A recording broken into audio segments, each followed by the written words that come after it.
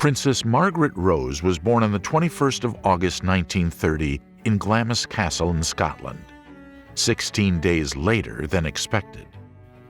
She was the second daughter of the Duke and Duchess of York, with only one sibling, Elizabeth Alexandra Mary, who was 4 years her senior.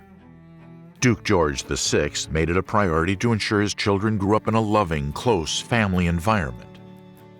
Elizabeth and Margaret spent all their time together despite having contrasting personalities. Elizabeth was described as shy yet self-assured, whilst Margaret was social and filled with energy. They were as different as chalk and cheese, Princess Elizabeth, very uncomplicated, very straightforward. Princess Margaret, very complex. Her sister in later life described her as being an enigma. And really, that about sums her up because she was a very enigmatic personality. Elizabeth was very protective of Margaret, taking on a sort of maternal role. She would always insist on having her sister by her side when carrying out her royal expectations. The sisters were inseparable. To the public, they came as a pair. The world loved seeing them together, and they loved being together. The Duke of York often referred to Elizabeth as his pride and Margaret as his joy. On the 20th of November 1947, Elizabeth married Philip in Westminster Abbey. Margaret was chief bridesmaid and was reported to have constantly ensured that her older sister's wedding gown was in perfect condition. After the wedding, the king wrote a letter to his daughter expressing his feelings about giving her away. It said, "Your leaving us has left a great blank in our lives. But do remember that your old home is still yours, and do come back to it as much and as often as possible.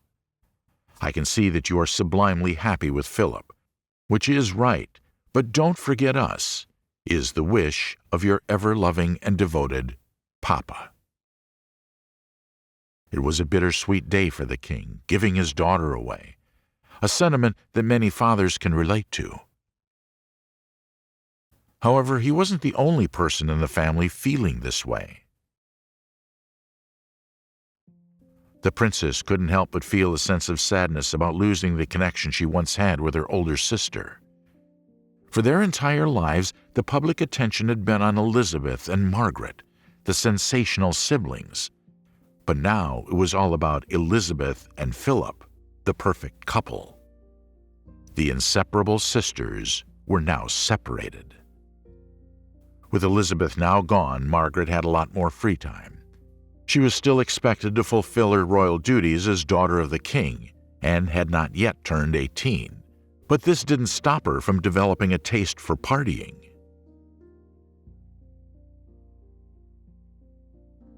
Princess Margaret loved going off to nightclubs. The 400 and the Embassy Club were places that she loved going. And at 19, she caused a bit of a stir by being photographed smoking a cigarette through a very long cigarette holder. But I think she thought, well, why shouldn't she have some fun, She worked very hard. Other people aren't criticised for having fun, But, she was great fun. She she loved parties. She danced very well. She sang.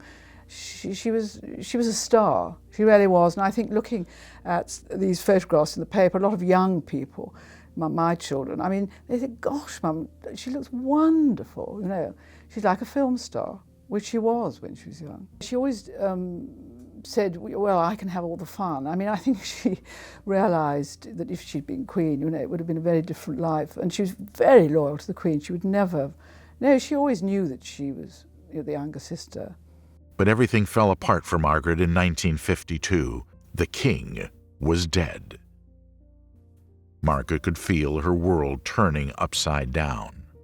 That was until she found a man who could sympathize with her loss. Captain Peter Townsend had served as the late king's equerry and had known the princess since she was 14. He was 16 years her senior and was a handsome, decorated soldier. He accompanied the family on many royal engagements overseas.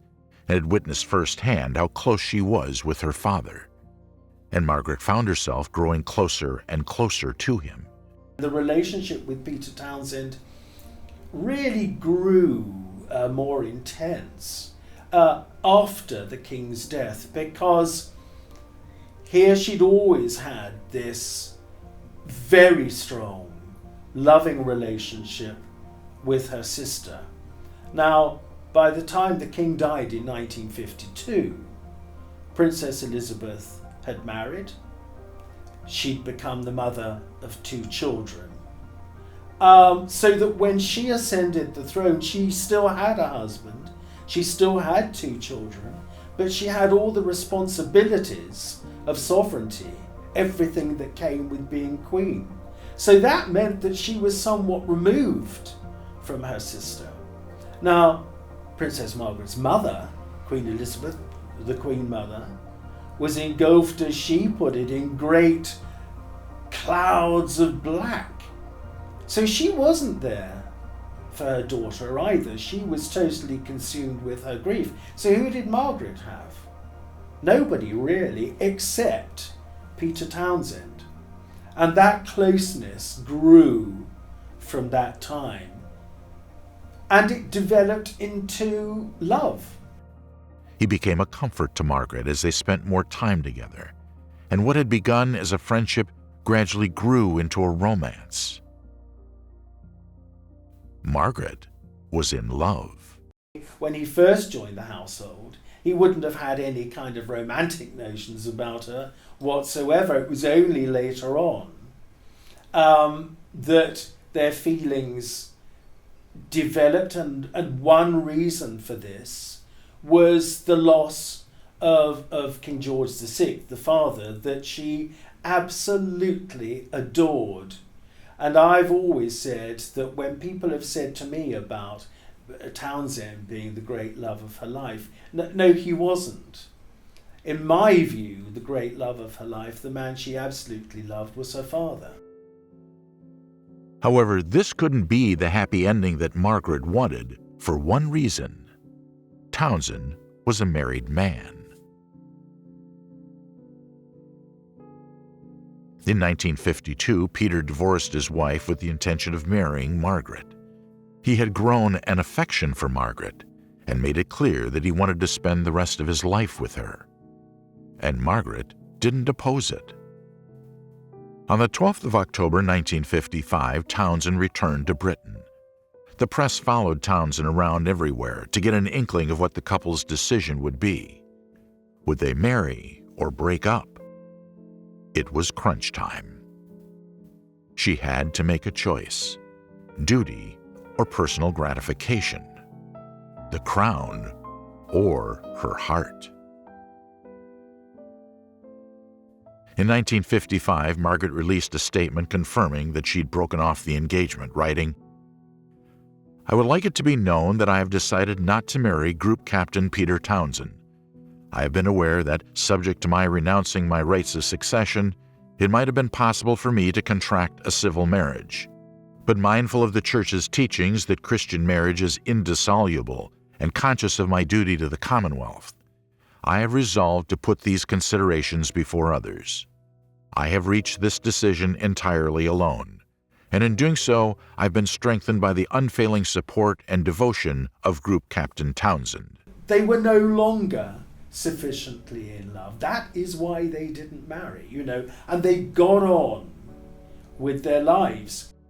Margaret didn't want to hurt her sister's reputation, and didn't believe that the love she shared with Peter was strong enough to do that. So she returned to her royal duties. The princess was alone once again. But with the princess now approaching 30, the Queen was becoming more and more concerned about Margaret still being single. She worried that all suitable options would marry someone else if left too long.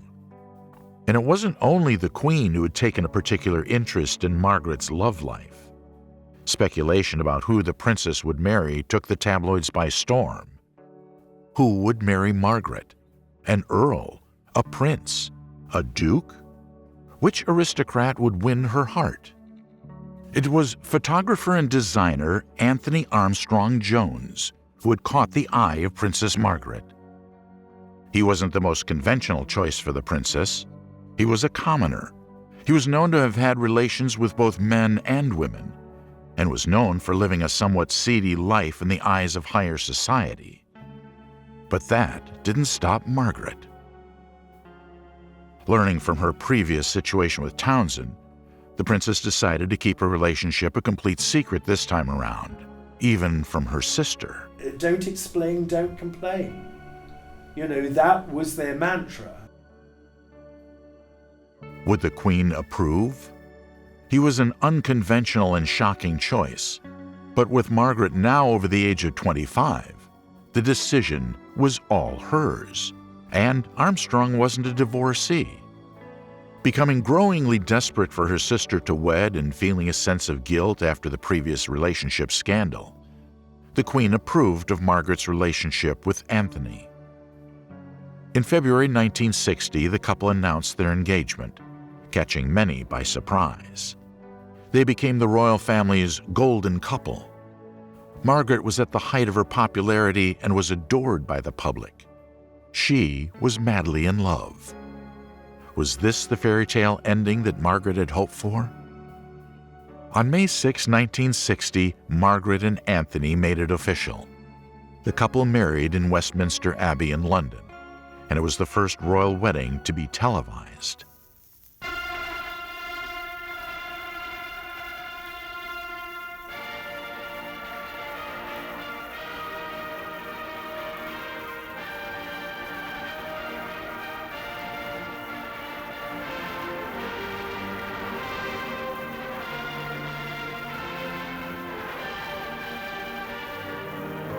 Solemn groom and radiantly beautiful bride make their triumphal departure.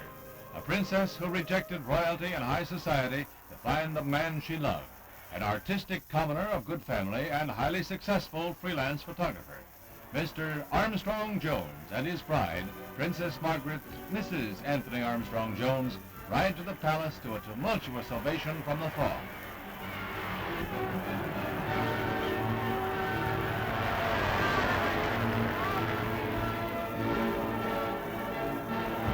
By the time of the arrival of the wedding party at Buckingham Palace, even the gracious and dignified Queen and Queen Mother reveal they share in the mood of jubilation that dominates the day.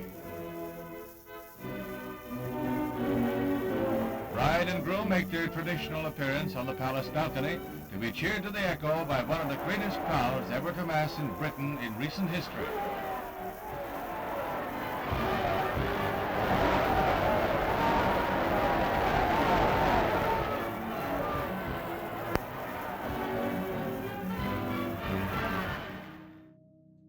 According to the BBC, it was watched by over 20 million viewers worldwide. Anthony was given the title of Earl of Snowdon following their marriage. By 1964, they had 2 children together, David Armstrong Jones in 1961 and Lady Sarah Chatto in 1964. But sadly, all was not as rosy as it once was. By the 1970s, the marriage had begun to crumble apart. Anthony had multiple affairs which he made no effort to keep a secret. He was reported to have been quite harsh and emotionally abusive towards the princess, leaving her mean and malicious notes. He would take long photography business trips abroad to carry out his affairs. The clean-cut lifestyle of being the husband of a princess was not what he wanted anymore. He grew bored of attending royal events and opening hospitals, and consequently made life miserable for Margaret. He'd had enough of just being Mr. Princess Margaret. Again, the princess found herself feeling terribly lonely. The Queen and Queen's mother adored Townsend. The princess tried bringing matters up with her sister. However, due to Margaret's well-known trait of being quite headstrong, the Queen put it down to bumps in the road that all marriages face, and often thought Margaret was likely the problem. She would insist that she sticks it through and try to work through any issues. But it was all too much for the princess. She needed somewhere to get away. While traveling to a house party hosted by one of Margaret's old friends in Scotland, she met a man named Roddy Llewellyn in Café Royal in Edinburgh. Margaret began a long-standing affair with Roddy, a landscape gardener 17 years her junior. Her love life was front-page news once again. In 1976, the affair was exposed. Uproar sparked once photos of the couple on holiday on the island of Mystique were captured by the press. The press, over that time, became more intrusive. The public wasn't pleased. The government wasn't pleased. And the Queen most definitely wasn't pleased. She was threatening the reputation of the entire royal family. There's an idea that she was always going backwards and forwards. Well, it's not true at all. She would go at most twice a year, beginning of the year and towards the end. The problem is, the danger always is, when the media, when what they don't know, they invent. In 1978, the palace released a statement saying that Margaret and Snowdon's relationship would end. Her Royal Highness Princess Margaret, Countess of Snowdon, and the Earl of Snowdon, after 2 years of separation, have agreed that their marriage should be formally ended. Accordingly, Her Royal Highness will start the necessary proceedings. This was the first divorce in the royal family in 400 years. The Queen had hoped that this would put an end to all the commotion, but things only got worse. The press wouldn't leave Margaret alone. I think that this is partly to do with the fact, the aging process. You know, when you've got this intensely beautiful, glamorous 20-something princess doing things that thrill the world, that's one thing. As she gets older, you know, in her 50s or something, people are still, I think we wouldn't be sitting here talking about her if there wasn't still enormous interest in her life. But it became more critical. This time, Margaret refused to feel alone. She engulfed herself in her commitments to her royal engagements, to her sister, and to the crown, until she could no longer do so due to her declining physical health. In the 1970s, she suffered a nervous breakdown and began treatment for her depression. On the 5th of January 1985, she had part of her left lung removed, similar to her father's surgery 30 years prior. In 1991, she gave up smoking entirely, but continued heavy drinking.